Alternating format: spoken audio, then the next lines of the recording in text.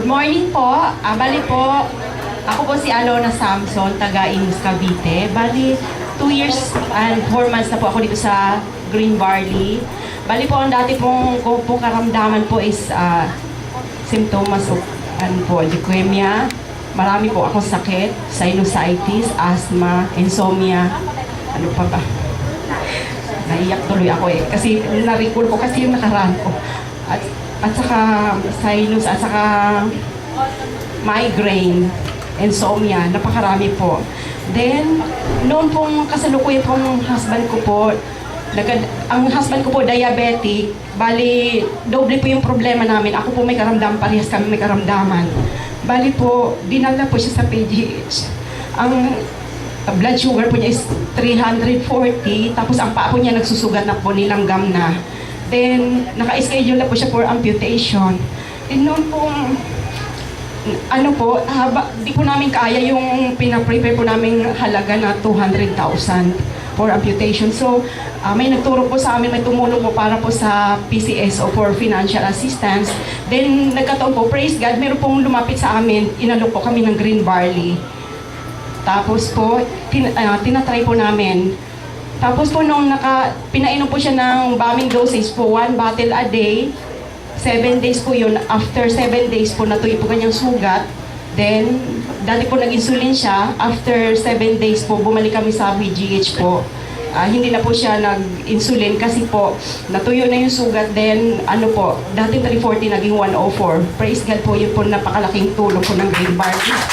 Then, siya po, sinabay ko na po ng inom kasi po, yung lagi pong inatake po ng migraine dahil kulang po sa tulog.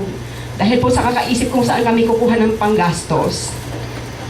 Tapos po, noong pong isang araw pa lang po ako, 1 bottle a day. Actually, pinautang pala po sa amin yung kasi nabaon na po kami sa utang.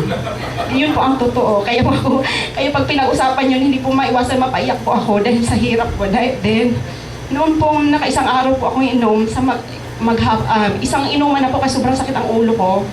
Para pong mabibiyak yung ulo. Kung hindi ako nakapag-seminar, siguro po magagalit ako doon sa nagbebenta sa akin.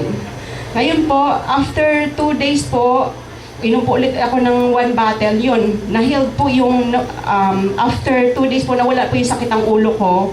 Then praise God, 30 ml a day na lang po ako kasi kulang po sa budget. Ngayon po, na-maintain na po yung 60 ml a day. At saka yung husband ko po, 2 years na po siyang hindi na po nag-insulin since na nag-dealer po ako ng barley.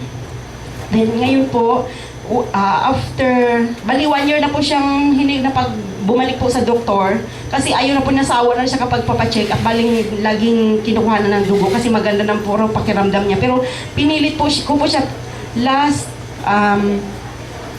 2 weeks ago na magpa-check up po, bali ang kanyang BP po at saka lahat po ng check up niya, yung kanyang BP 110/80, tapos yung kanya pong blood sugar is 87. Kaya sinisi pa ako, gumastos lang daw kami, gumanda naman pakiramdam niya. Ayun po. So, yun po lahat, hindi po ako na po mismo, hindi po ako bumalik sa doktor kasi nasawa na po ako kapapa-check up. Yung nabuang kami sa utak, pabalik-balik sa doktor. So, tinuloy ko na po pag-inom ng barley kasi awa ng Diyos po, na-healed na po yung sakit namin sa bulsa. Kumikita na po ako, awa ng Diyos, ang kahit pa paano po, 15 to 25,000 per week. So, nakapag 1 bottle a day na po ako. Kaya maraming salamat po sa Panginoon. Talaga pong, kung wala po ang Green Barley, di ko po alam kung ano pong kalagayan ng pamilya ko ngayon. Praise God. Palakpakan po natin.